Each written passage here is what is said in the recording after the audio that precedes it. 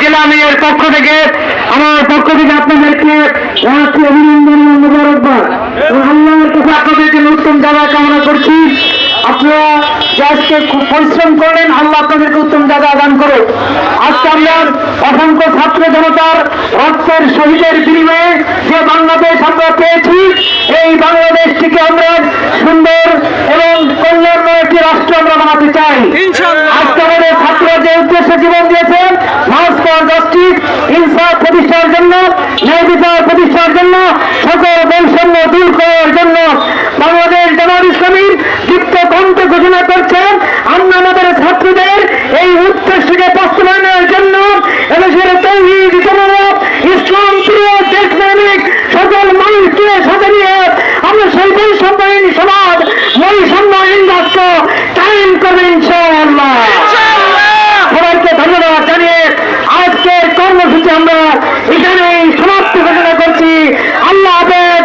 বাংলাদেশ জিন্দাবাদ, বাংলাদেশ জামাত ইসলামী জিন্দাবাদ, ইসলামী ছাত্র শিবির জিন্দাবাদ।